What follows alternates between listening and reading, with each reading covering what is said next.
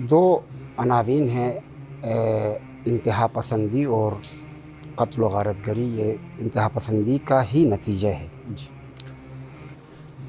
یہ قتل و غارت گری، لوٹ مار بالاتفاق تمام فرق اسلامی بلکہ غیر اسلامی بھی جتنے بھی ادیان سماوی ہیں سب کے پاس ایک قبیح عمل ہے، ناجائز عمل ہے، اور ہمارے پاس حرام ہے.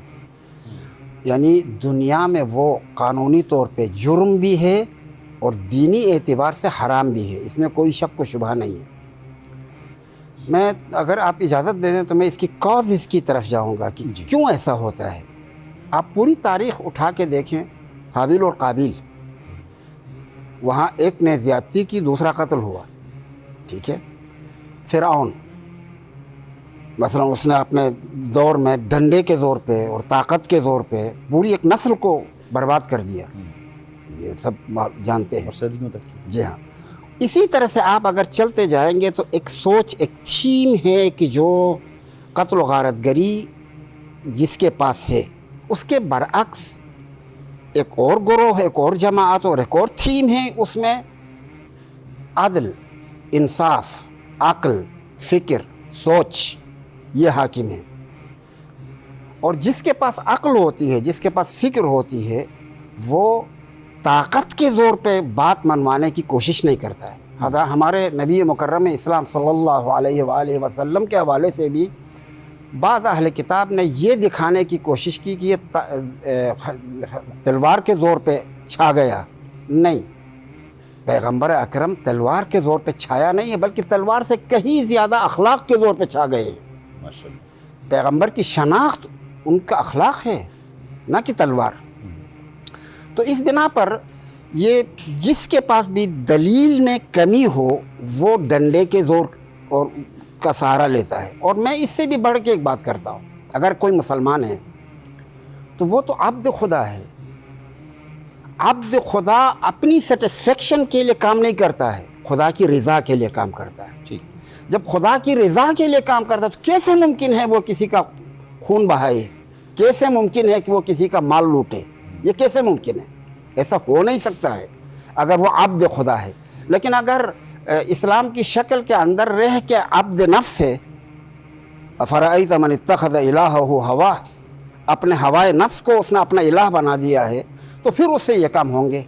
اور ایک اور چیز خوب غور کریں، اب یہ جراثیم جہاں ہوں گے، ہو سکتا ہے کہ کچھ بڑی قوتیں ان جراثیموں سے فائدہ اٹھائیں اور اس کو باقاعدہ ایک چینلائز کریں، اس دہشت گردی کو. کچھ قوتیں ان کو چینلائز کریں اور اپنے مفاد میں اس ملک کے اندر ان کو پروموٹ کریں کہ جس کے نتیجے میں وہ ملک غیر مستحکم ہو جائے. یہ ہوتا ہے. یہ سیریا میں ہوتے ہوئے ہم نے دیکھا ہے، اچھا افغانستان میں ہوتے ہوئے ہم نے دیکھا ہے، پاکستان میں بھی کم و بیش. اور ابھی یہ جو کچھ ہو رہا ہے، جو ٹرین کا واقعہ ہوا ہے، میں مطمئن ہوں اس کے پیچھے ہاتھ ہے، یہ خود نہیں ہے. اس کے پیچھے کوئی نہ کوئی ملک ہے جو ان کو چینلائز کر کے ان کو استعمال کر رہا ہے، یعنی ان کے جذبات کو استعمال کر رہا ہے. ایک مومن بندہ، ایک خدا کی بندگی کرنے والا بندہ استعمال نہیں ہوتا ہے کسی کے لیے. وہ اگر استعمال ہوتا ہے تو خدا کے لیے استعمال ہوتا ہے، کسی قوت کے لیے، کسی پیسوں کے لیے، کسی اور چیز کے لیے وہ استعمال نہیں ہوتا ہے. وہ علامہ اقبال کا شعر بہت خوبصورت ہے، وہ ایک سجدہ جسے تو گراں سمجھتا ہے، ہزاروں سجدوں سے دیتا ہے آدمی کو نجات. اگر انسان خدا کی بندگی اختیار کرے تو پھر وہ باقی چیزوں کی بندگی سے نکل جاتا ہے. حضرت امیر المومنین علی بن ابی طالب نے نہج البلاغہ میں ان کا خطبہ ہے، وہاں آپ فرماتے ہیں کہ وَوَاتَرَ إِلَيْهِمُ الرُّسُلُ، نے رسولوں کا تسلسل جاری کیا، لِيُخْرِجَ عِبَادَهُ مِنْ عَبَدَةِ الْأَصْنَامِ إِلَىٰ عِبَادَةِ اللَّهِ. ہدف جو تھا ان انبیاء کے آنے کا یہ تھا کہ اصنام کی عبادت سے نکلیں اور عبادت اللہ کی طرف جائیں، یعنی اصنام کی بندگی سے نکلیں اور خدا کی بندگی اختیار کریں. اصنام صرف بت نہیں ہیں، اصنام بڑی قوتیں بھی صنم ہیں. یعنی جس کے نتیجے میں تم خدا کے راہ سے ہٹ کر کسی اور راستے پہ چل، وہ سب صنم ہیں. وہ چاہے کوئی حکومت ہو، کوئی سلطان ہو، کوئی بادشاہ ہو، کوئی سسٹم ہو، وہ سارے صنم ہیں، وہ سارے طاغوت ہیں. ان سے نکال کر خدا کی بندگی کی طرف لے جانا یہ انبیاء کا کام تھا. اور اگر اسی انبیاء کے کام کو ہم آپ جاری رکھیں تو ہم اپنے بندوں کو، اپنے شہریوں کو عبادت الاصنام سے نکال کر عبادت اللہ کی طرف لے جائیں گے. اور جب عبادت اللہ کی طرف لے جائیں گے تو مثلا فرض کر لیں کہ کھرم میں جو کچھ ہو رہا ہے کہ جس طرح سے مال کو لوٹا جا رہا ہے، اور یہ بہت افسوسناک بات ہے. اور بھائی آپ کو حق کس نے دیا ہے کسی کے مال کو لوٹنے کا؟ مسلم تمام ادیان کے پاس یہ حرام ہے، تمام، اس کا دینی تعلق نہیں ہے. ہاں میں یہ نہیں سمجھتا ہوں کہ کسی دین کی وجہ سے ایسا ہو رہا ہے، نہ ایسا نہیں ہے. ہاں ممکن ہے کہ ان کی تربیت میں کمی آئی ہو، یعنی اس دین میں ان کی تربیت جس طرح ہونی چاہیے تھی اس طرح نہ ہوئی ہو، یہ ممکن ہے، لیکن اس دین کا تقاضا ہرگز نہیں ہے. ہم ایک بنیادی اصول کی بات کر رہے ہیں کہ ایک انسانی جان کا قتل پوری انسانیت کا قتل ہے. یہ تو کسی صورت میں کوئی بھی مذہب اس کو قبول نہیں کرتا، اور دین اسلام جس کے پیغمبری رحمت ہے تمام جہانوں کے لیے، یہاں تو گنجائش ہی نہیں ہو سکتی نا اس پر. بسم اللہ الرحمن الرحیم. بہت خوبصورت گفتگو کی علامہ صاحب نے، اور جس کی طرف آپ اشارہ کر رہے ہیں کہ کون صحیح ہے کون غلط ہے، جب ہم اس بحث میں چلے جاتے ہیں تو ہم حق سے ہٹ جاتے ہیں. اور یہ کام ریاست کا ہے، نہیں وہ جانے ان سے بلکہ بیٹھے ہماری بڑی اچھی بات ہے. ہماری میں کہتا ہوں بدقسمتی یہی ہے کہ ہم اپنوں کو بچا جاتے ہیں، ان کا ہر ظلم اور ان کی ہر زیادتی کو انڈر دا کارپیٹ کر دیتے ہیں اور دوسرے پہ چڑھ دوڑتے ہیں. ایسا نہیں ہونا چاہیے، ایسا نہیں ہونا بالکل چاہیے. نہیں ہونا چاہیے. بلکہ جو ہمیں علماء ہیں انہیں تو سب سے پہلے اپنے لوگوں کا ہاتھ پکڑنا ہے، بے شک. اپنے لوگوں کا گریبان پکڑنا ہے، انہیں روکنا ہے. وہ تو آپ کی سنتے ہیں نا. جی. اب میں اہل تشیع کے لیے بات کروں، میں بلوچستان کے لوگوں کے لیے بات کروں، میں جو مجھے نہیں سمجھتے تو میں کہتا رہوں، لیکن ہم یہی کہتے ہیں کہ دوسرا ظالم ہمیں نظر آتا ہے، اپنے صفوں میں نظر نہیں آتا. اور یہی وجہ ہے کہ ہم اپنے ملک کے اندر ان خرابیوں کا سد باب نہیں کر سک رہے ہیں. یہ اس وقت تک نہیں کر سکیں گے جب ہم اپنے صفوں کی طرف نہیں دیکھیں گے اور ہم اپنے لوگوں کے ہاتھ نہیں روکیں گے اور حکومت کا ساتھ نہیں دیں گے ان کا ہاتھ روکنے کے لیے. آج ہمارے ملک میں شدت پسندی، دہشت گردی ہر رنگ کے ساتھ موجود ہے. جہاں بالکل درست کہا کہ جو ہمارے دشمن ہیں انہوں نے ہم سے زیادہ اس پر وقت کر رکھا ہے کہ کہاں کہاں ہمارے اختلافات موجود ہیں، کہاں کہاں محرومیاں موجود ہیں، کہاں کہاں وہ چیزیں موجود ہیں جہاں وہ آگ لگا سکتے ہیں. انہوں نے وہ ہر جگہ آگ بھڑکا دی ہے. شیعہ سنی بھی بھڑک رہی ہے، جو بھی ہے، لیکن ہے تو آخر رنگ تو یہی ہے نا. ایک طرف سنی ہے، ایک طرف شیعہ ہے، ایک قبیلہ سنی ہے، ایک طرف شیعہ. حالانکہ قبیلہ بھی جنگ ہے، وہاں قبائل کی لڑائی ہوتی ہے، لیکن وہاں جا کے اس جنگ کو بھڑکایا. دوسری جگہ مذہبی شدت پسندی بھی ہے، طالبانائزیشن بھی ہے، وہ بھی ہے. ادھر بلوچستان میں آ جائیں تو ایک قومیت کا نعرہ کھڑا کر دیا ہے. تو وہ ساری جگہیں انہوں نے ہماری آگ سلگھا دی ہے کہ جہاں جہاں ان کو موقع ملا ہے ہمیں باہم دست و گریبان کر دیا ہے، اور ہمیں سمجھ ہی نہیں آ رہی ہم کیا کریں. آج علامہ صاحب نے بہت خوبصورت بات کی. ہم سب مسلمان ہیں، مسلمان سے تو باہر کوئی نہیں ہے. نہ بلوچستان میں کوئی شخص یہ کہتا ہے کہ میں مسلمان نہیں ہوں، نہ پالا چنار میں کوئی شخص یہ کہتا ہے کہ میں مسلمان نہیں ہوں، نہ خیبر پختونخوا میں کوئی شخص یہ کہتا ہے میں مسلمان نہیں ہوں. جب ہم سب مسلمان ہیں تو قرآن کو کیوں نہیں سامنے رکھتے؟ واہ.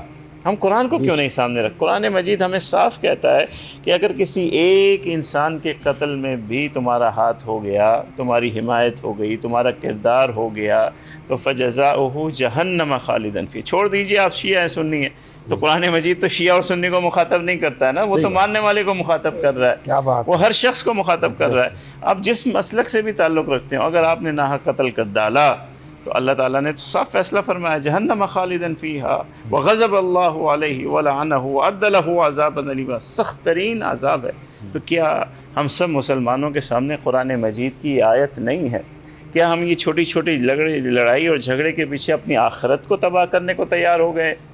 کیا یہ جو اگر ہم الگ الگ ہر ایک سے بات کریں، شیعہ سنی کا بھی اگر جھگڑا ہے یا وہاں پر اگر زمین کا بھی جھگڑا ہے، کیا زمین کے ٹکڑوں کے لیے، کیا اپنے فروعی اختلافات کے لیے ہم اپنی آخرت کھو دیں گے، اپنے رب کو کھو دیں گے، اپنے رب کی ایسی جگہ پہ جا کے کھڑے ہو جائیں گے کہ ہم غیر المغضوب علیہم میں آ جائیں گے، غضب اللہ علیہم، کہ وہ لوگ جن پر اللہ کا غضب ہے آپ تو اس میں چلے جاؤ گے، کیا بچے گا آپ کے پاس؟ تو ہمیں سب سے پہلے بحیثیت قوم ہم سب کو بیٹھنا چاہیے. علامہ صاحب نے بالکل درست کیا بات کہی کہ دشمن جن چیزوں کو استعمال کر رہا ہے ان کا حل بھی ہم نکالیں. اگر حل وہیں نہیں نکالیں گے، مسائل وہیں رہیں گے، تو ہم لوگ اپنے ہی لوگوں کو پکڑتے رہیں گے، اپنے ہی لوگوں کو جیل میں بھر دیں گے، اپنے لوگوں کو مارتے رہیں گے. تو وہ تو حل نہیں نکالا اپنے، مسئلہ وہی ہے. وہ پیچھے اور لوگوں کو، یہاں تو جہالت ہے، لوگ سمجھتے نہیں ہیں، پیچھے ایک لائن لگی ہوئی ہے اس راستے پہ چلنے والوں کی. تو سب سے پہلے سنجیدہ ہم کوشش کریں، شیعہ سنی مسئلہ ہو، شدت پسندی کا مسئلہ ہو، بلوچستان کا مسئلہ ہو، جہاں جو مسائل ہیں ہم ان مسائل کو حل کرنے کی طرف جائیں. اگر محرومیاں ہیں ان کو بٹھا کے بات کریں. ہمارے ہم وطن ہیں، مسلمان ہیں، کتنی چیزیں ہماری ملتی ہیں. کلمہ ہمارا ایک ہے، قرآن مجید ایک ہے، ملک ایک ہے، وطن ایک ہے. ہم اکٹھے اٹھتے بیٹھتے ہیں، بات کریں. اور جو بگڑ چکے ہیں بے شک ان کے ساتھ اگر ہماری فوج سختی سے نمٹتی ہے، پوری قوم اس کے ساتھ کھڑی ہو. اگر میرے صفوں میں کوئی ایسا آدمی ہے، مجھے اپنی فوج کے ساتھ، اپنے ملک کے ساتھ کھڑا ہونا ہے، اپنی ریاست کے ساتھ کھڑا ہونا ہے، اس ملک کے امن کے لیے کھڑا ہونا ہے. مجھے اس کا دیوار نہیں بننی ہے، مجھے اسے اپنے اندر چھپانا نہیں ہے. یہاں ہوتا کیا ہے، اگر ریاست کسی کی بیخ کرنے کے لیے جاتی ہے تو پورا فرقہ آ جاتا ہے کہ نہیں جی ہمارے ساتھ ظلم ہو رہا ہے، سڑکوں پہ نکل جاتے ہیں. تو پھر ریاست کیا کرے گی؟ ریاست تو پھر اپنا کردار ادا نہیں کر سکتی. تو ہمیں اپنے صفوں میں موجود لوگوں کی خود اصلاح بھی کرنی ہے، اور انہیں کہنا بھی ہے کہ تم غلط کر رہے ہو، تم غلط کر رہے ہو یہ کام. یہ کوئی اسلام کی خدمت نہیں ہے. کسی کو مار دینا، کوڑا خٹک میں آپ شاید وہ ذکر کرنا بھول گئے، عالم دین کو نماز جمعہ پڑھ کے وہ نکل رہے ہیں، مسجد کی سیڑھیوں میں ایک شخص خود کچھ جیکٹ سے اڑا دیتا. اب آپ تصور تو کریں کہ وہ مسلمان ہے اور وہ عالم دین ہے، نماز پڑھ کے نکل رہا ہے.